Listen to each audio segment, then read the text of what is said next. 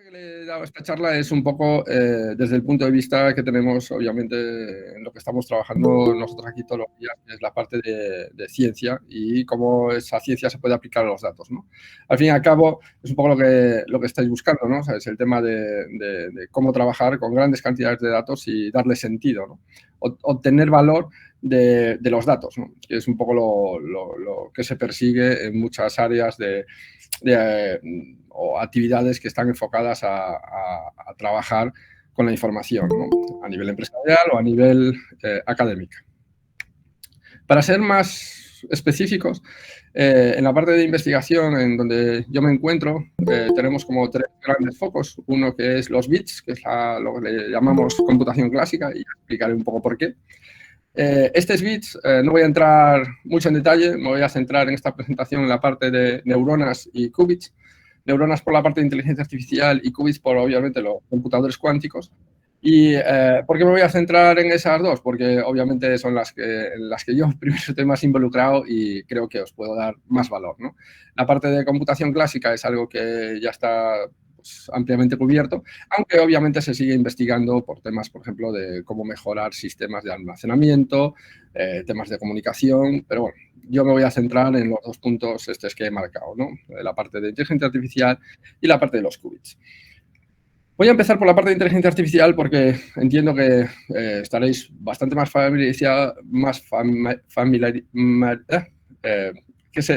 más familiar para vosotros y así lo podré conectar en un segundo paso y entenderéis por qué con la computación cuántica, ¿no? Dónde la computación cuántica puede ayudar a la parte de inteligencia artificial. No es una locura, bueno, o no es muy precipitado decir bueno, que ahora mismo la inteligencia artificial ya es un dominador en el campo de todo lo que es la Big Data, voy a decirlo, ¿sabes?, a nivel de usabilidad o de sacarle provecho a los datos, en el sentido de que la propia inteligencia artificial en sí necesita un montón de información para poder correlacionarla y para poder sacarle, pues, partido, ¿no?, al fin y al cabo, ¿no? Hay mucha discusión, bueno, hay alguna discusión a nivel de cuáles son los grupos o los elementos puedo decir que los niveles de inteligencia artificial, no voy a entrar mucho en el debate, tampoco pretendo aquí cerrarme en la parte científica, sino en la parte práctica, ¿no? Simplemente, bueno, para la gente que tampoco lo tenga así muy claro, se entiende que la inteligencia artificial es un gran campo en el cual, pues, hay elementos como el machine learning o el aprendizaje de las máquinas, las redes neuronales, que es una parte del machine learning, que es una parte de la inteligencia artificial, y el deep learning, que es una parte más específica, que es hacer unas computaciones con matrices de una manera para explorar y explotar las bondades de las redes neuronales, ¿no? Se puede decir que esto del deep learning, que ahora es bastante famoso, explotó a partir de 2012, cuando empezaron de nuevo a usarse unas técnicas que ya habían sido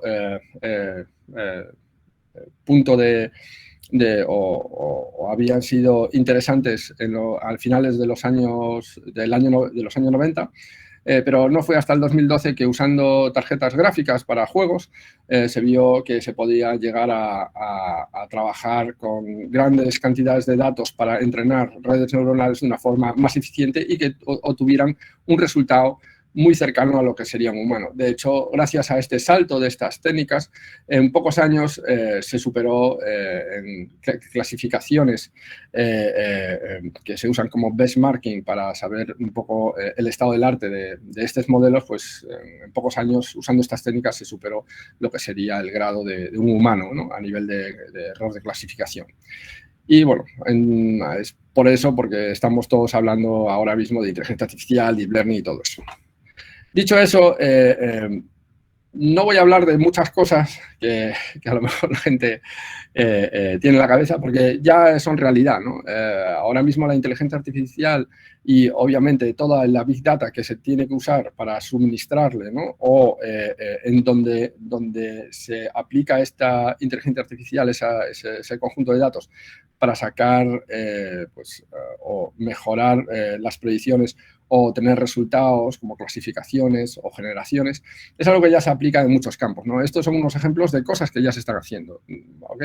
Desde aplicarlo en media y entertainment, pues, un ejemplo claro, desde hace muchos años, es que tú vas a YouTube, subes un vídeo y ya te lo traduce, primero te lo transcribe y después es capaz de traducírtelo, ¿no? En deportes, pues eso, análisis de jugadas o análisis de elementos que son cruciales en la parte de los deportistas de alto nivel, en automoción, ejemplos de la construcción, finanzas, temas de soporte tecnológico, mejorar chips tanto en el diseño como en errores de fabricación, o incluso pues aplicaciones como eso, tienes un accidente, sacar una foto y te analizo el daño que tienes, ¿no? Esto ya son cosas que ya existen, ¿no? ¿Sabes? Entonces, es algo que simplemente demuestra que las actividades relacionadas con usar inteligencia artificial y sobre campos muy diversos es una realidad. De hecho, esto es, este gráfico lo he sacado de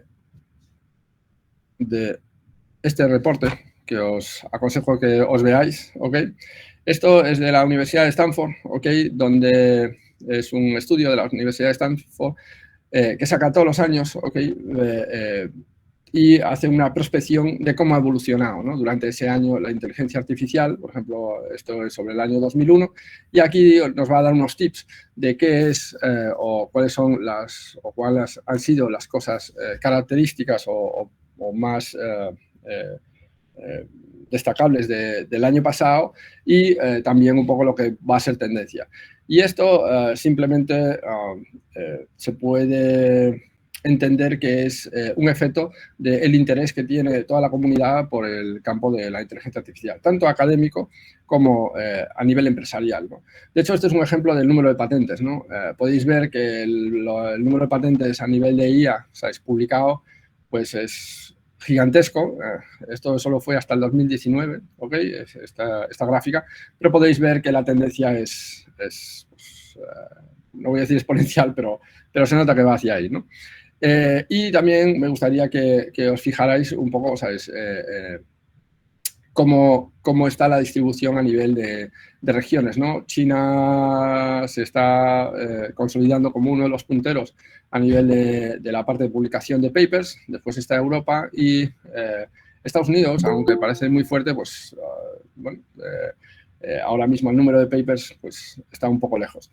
Esto es el número de papers publicados. Ok. Si nos centramos solo en publicaciones o completamente científicas o de alto renombre, bueno, esta gráfica podría cambiar, ¿no? Pero bueno, esto es una tendencia, simplemente para enseñaros un poco la evolución y la cantidad tan grande de información, incluso que nosotros tenemos que ir adaptando a nuestro mundo, ¿no? Estos son los 9 puntos claves que la Universidad de Stanford, a través del report este que os enseñé, pues intenta extraer y darnos a entender que, bueno, cuál es la evolución que tiene la inteligencia artificial, ¿no? Si os fijáis en en el primer punto, es más temas de crear nuevo contenido, es decir, cómo aplicar la inteligencia artificial a investigar, por ejemplo, la generación de nuevas drogas bueno, drogas es, la traducción es medicamentos, ¿ok? Y obviamente pues, es un campo bastante interesante, ¿no? Y el ejemplo del COVID, pues bueno, que os voy a comentar, ¿no? Que no hayáis ya visto vosotros mismos. En la parte de que la industria sigue orientándose a la inteligencia artificial es un hecho. La parte del punto 3 es Generative Everything, quiere decir que ahora se han movido de modelos que solo clasificaban a modelos que ya usan el conocimiento para generar más conocimiento, que es algo que ya os explicaré. Y bueno, hay varios puntos más que bueno, os invito a que vayáis a la página que os he indicado, ¿no? El reporte de Stanford sobre inteligencia artificial, y ahí están bien explicados. ¿Okay? Saltando un poco a lo que es el día a día, todos estos esfuerzos de cómo aplicar la inteligencia artificial sobre distintas áreas viene influenciado al fin y al cabo por 3 puntos clave, ¿no? Uno, los datos, obviamente, si no tenemos datos como entrada o no tenemos datos sobre los que trabajar, pues obviamente poco podremos hacer. Por otros están los modelos, que es, al fin y al cabo, es como si fuera el conocimiento usando esos datos o que vas a aplicar sobre unos datos para extraer, clasificar, o organizar o predecir información. Y finalmente está, obviamente, cómo se usan, ¿no? ¿Sabes? Porque la parte de los modelos es, hay que entrenar el modelo y después vamos a usar el modelo, ¿no? Se puede decir que, en ese caso, hay otros componentes, como se expusieron en la lista que os enseñé anteriormente, algunos de ellos que hacen referencia a la ética, y ya veremos por qué, a la parte de modelos avanzados o temas más avanzados, la parte más innovadora de la inteligencia artificial y cómo poder hacerla escalar, ¿no? Yo eso normalmente lo dibujo en o sea, como si fuera una matriz, ¿vale? Y entonces, un poco lo que voy a intentar explicaros es exactamente cómo aplica, ¿okay? Cómo poder cruzar estos elementos de una forma que entendáis hacia dónde están tendiendo la parte de investigación sobre inteligencia artificial, ¿no? En la parte de ética y data, es decir, los datos en sí, pues ya veremos algún ejemplo que es eso, ver que los datos no estén desviados. Véase, ¿sabes? Cómo saber de un conjunto de datos cuál es la orientación, si tiene alguna orientación esos datos y si podemos de alguna manera pues solventarlo, ¿no? En la parte de los modelos, a nivel ético, cómo conseguir que un modelo sea robusto. Véase, ¿sabes? Que no lo pueda hackear de alguna manera. Veremos algún ejemplo sobre eso. Y a nivel de, por ejemplo, del uso de la inteligencia artificial, a nivel de la ética, que obviamente hay alguna forma de obtener explicaciones de qué está pasando. Véase, cuando tenéis un conjunto de datos y aplicáis un modelo de inteligencia artificial, el resultado que se obtiene, ¿por qué se obtiene? ¿No? Porque muchas veces se toma la inteligencia artificial o estos modelos de inteligencia artificial como cajas negras. Vale, muy bien, es una caja negra. ¿Puedo saber o hay algo que me explique cómo ha llegado a esa conclusión esa caja negra? Eso es un campo de investigación bastante grande también. En el tema de computación avanzada o innovación, ¿no? O sea, es que se buscan en los campos de la explotación de los datos, modelos y uso. Obviamente, lo primero que se está buscando como locos es cómo obtener mejores resultados con menos datos. Al fin y al cabo, tener datos es algo que se puede pensar que es fácil, ¿no? Pero tener datos conlleva bastantes implicaciones, ¿no? Una parte es los datos en sí, otra parte es si es como indiqué antes, si los datos son lo más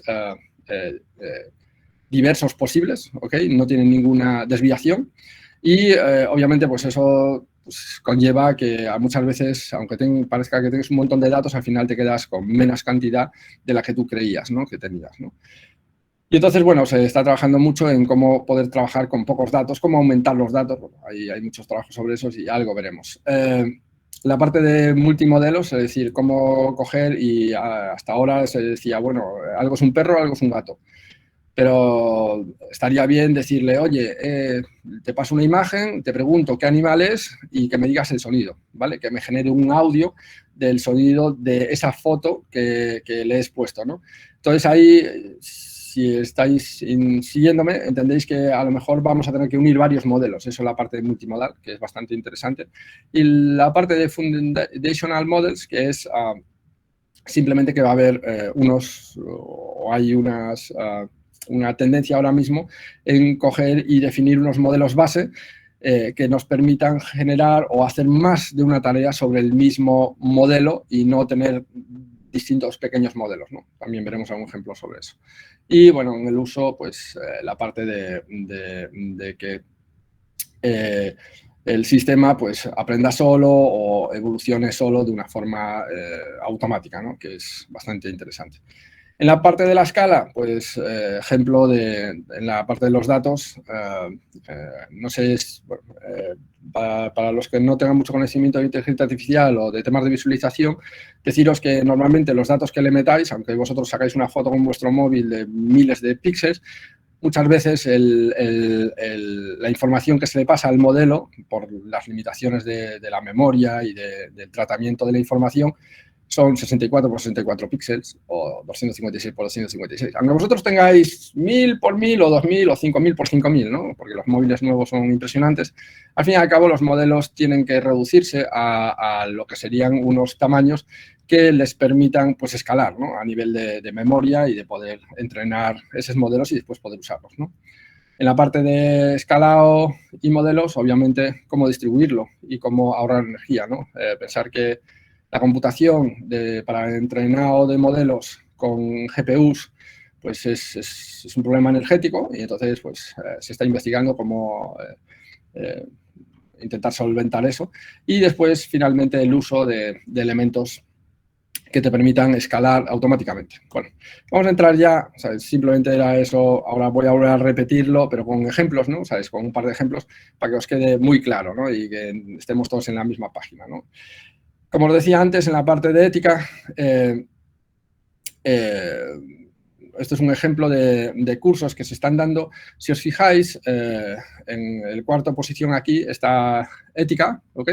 Sobre inteligencia artificial, porque al fin y al cabo pensar que todo lo que se haga a nivel de Big Data sobre los datos, pues obviamente tendrán que tener un soporte a nivel de lo que estás haciendo está bien hecho y los datos los estás manejando de la forma correcta y se han generado modelos o has trabajado con modelos que trabajan sobre esos datos de una forma correcta, es un elemento que podéis observar aquí, que a nivel simplemente ya de estudios académicos tiene bastante presencia, tanto a nivel de cursos cortos, de bachelor o máster, ¿no? E incluso en cursos cortos y bachelor suele estar de segundo o tercero, ¿no? Es un campo bastante interesante, teniendo en cuenta que los otros campos son robótica y automatización, machine learning y aplicación de la IA. Pues imaginaros, están por encima de la parte de computer vision, ¿no? o procesado del lenguaje natural.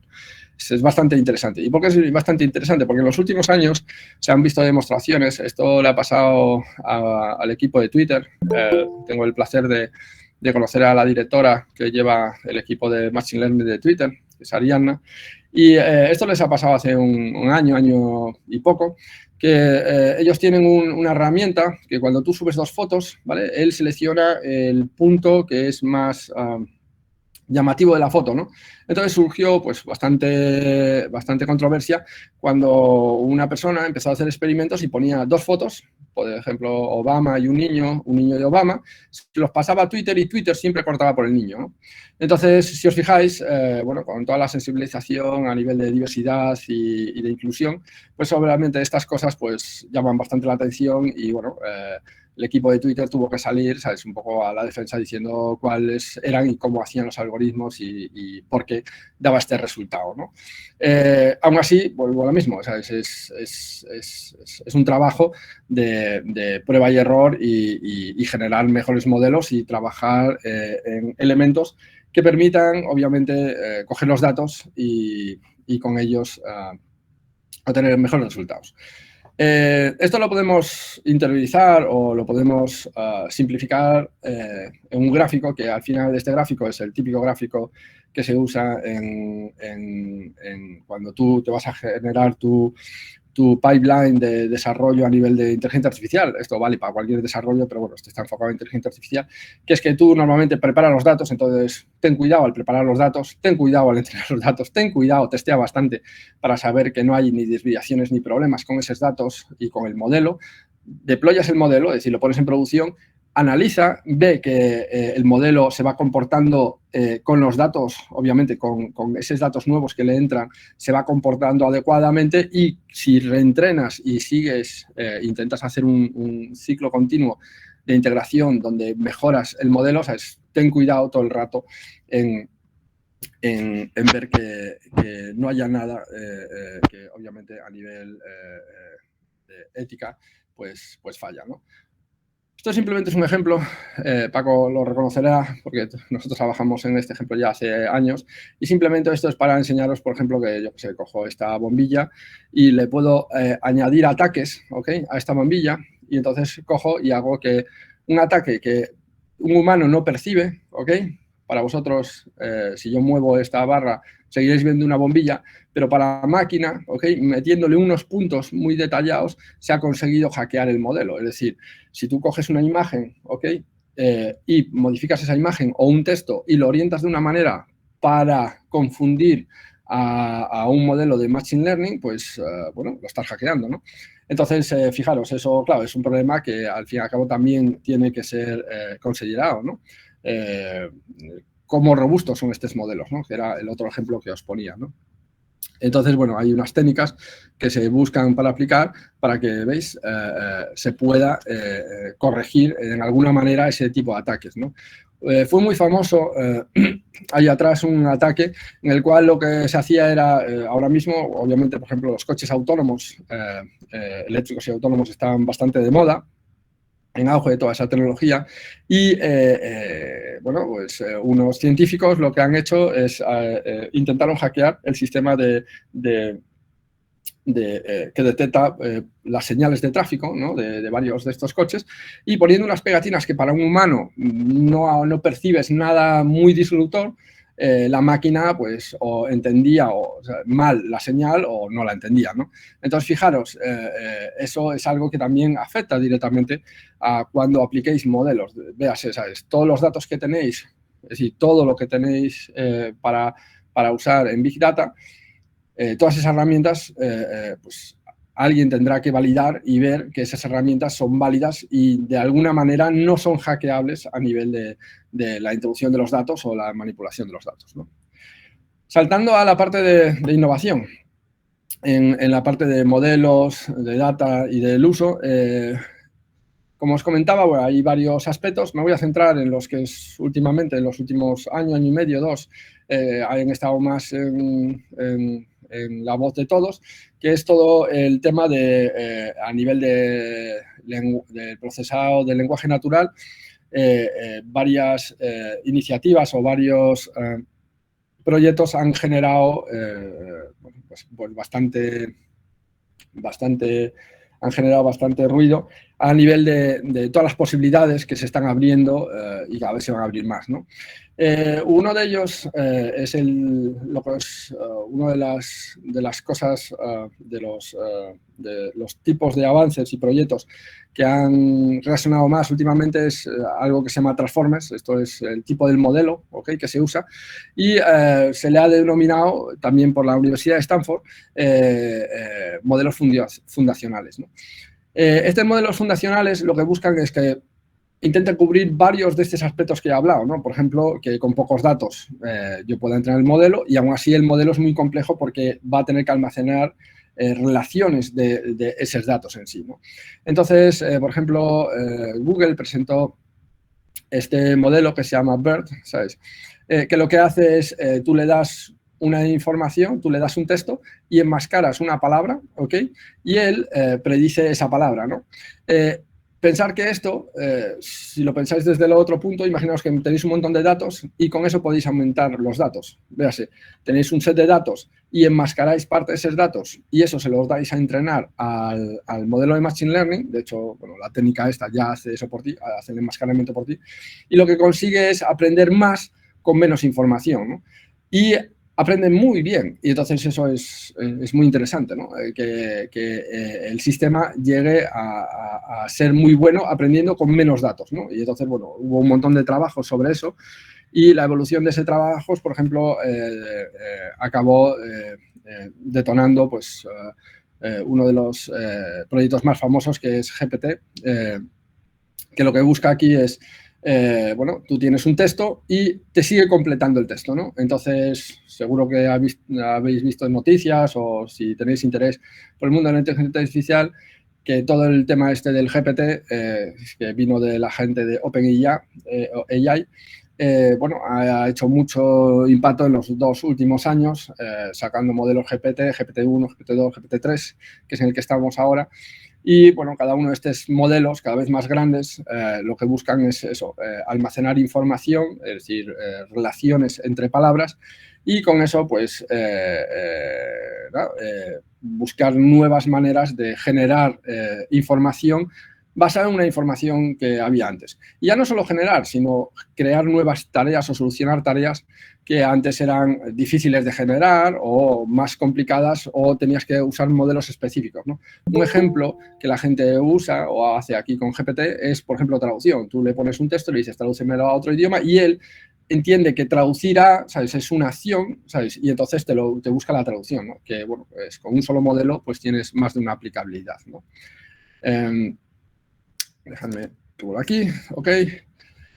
Eso se aplicó años después o meses después a parte del código y entonces pues está el proyecto Codex, que lo que te permite es eso, es intentar también trabajar con código.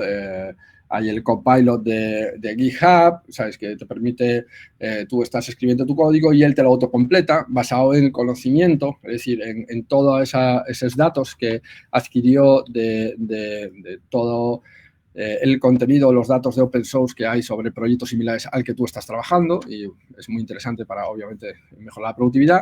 Y de la parte de texto se saltó a la parte también de cómo trabajar con imágenes y también pues fue muy conocido un trabajo de la gente de OpenAI que derivó en un montón de ejemplos en los cuales tú, por ejemplo, le pones una frase, ¿no? O sea, le dices a cat in the sofa, ¿ok?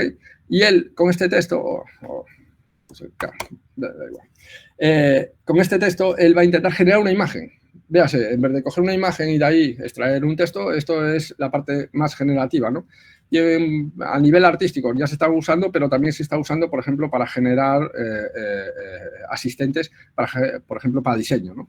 Y eso es bastante interesante. Como veis, esto ya tarda más en general porque es más pesado a nivel de que consume más memoria.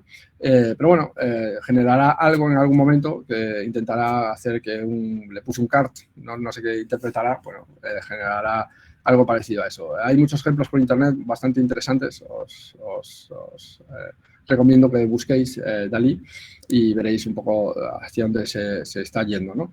Y lo mismo con Glide, esto fue el último avance, esto es de hace 2 meses, de la propia gente de OpenAI, para también enlazar lo que es el texto e imágenes. Es decir, yo escribo un texto y me genera una imagen que intenta representar lo que yo he escrito en ese texto. ¿Ok? Eso en la parte de modelos fundacionales.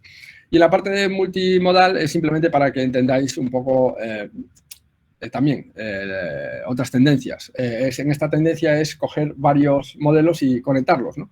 Y aquí lo entenderéis enseguida. Imaginaros que es de noche, pasa un coche cerca vuestro, por delante vuestro, y claro, si solo veis la imagen, a lo mejor traquear o seguir el coche pues puede ser complicado, porque ¿cuál es la forma del coche, no? Tienes aquí una luz, tienes otra, pero a lo mejor si solo usas visualización, ¿sabes? Solo en la parte visible, pues no sabes bien las dimensiones o es posible que pierdas la trayectoria del coche por momentos, ¿no? Pero si a ese modelo de visualización le añades un modelo, por ejemplo, de sonido, que traquea, ¿sabes?, la orientación del sonido de ese coche y sumas las dos cosas, obviamente obtienes un mejor resultado, ¿no? Pues lo mismo podéis aplicarlo a cualquier campo donde podéis tener 2 tipos de datos que pueden ser un poco distintos, pero que el conjunto de los dos, pues al final añade más valor, ¿no? Ejemplos sobre eso, os voy a dejar aquí varios enlaces, es ejemplos en los que, por ejemplo, tú le pasas una imagen, le haces una pregunta en modo texto y él te la resuelve, ¿no? Por ejemplo, en este caso le pasaríamos una imagen y le preguntaríamos cuántos árboles, ¿ok? O cuánto, ¿sabes? O si el lobo está delante del árbol y él es capaz de contestarte sí o no basado en que coge, analiza la imagen, genera una representación en tabla de todos los datos que hay aquí y sobre eso, con otro modelo basado en el procesamiento del lenguaje natural, tú puedes hacer queries o puedes hacer consultas sobre esa información. Ahora, sustituir esta imagen por tablas de datos, con pues, las típicas tablas de datos con un montón de columnas que algunas están... Bueno, hay una correlación entre las columnas, pero tienen aspectos o son características distintas, ¿no? Y qué interesante sería pues, poder hacer queries directamente sobre eso para que te vaya filtrando, ¿sabes? Lo que sería la información que buscas de una forma más humana, ¿no? Más en plan diálogo, ¿no? Y eso es un campo bastante interesante que se está trabajando, ¿no? Por último, en la parte de computación avanzada, mi recomendación es que sigáis comunidades. Y hay una comunidad ahora muy grande que se llama, es el equipo de Hugging Face, que lo que empezó es a subir modelos, ¿ok? Modelos y datasets, ¿ok? Que al final es lo que vais a utilizar o os puede ser a vosotros interesante. Y entonces, ahora mismo se puede decir que esta comunidad, yo y muchos lo consideramos el nuevo GitHub de la inteligencia artificial. De hecho, para que os hagáis una idea, empresas como Google, ¿sabes? IBM o otros, ¿sabes? Suben modelos aquí, ¿no?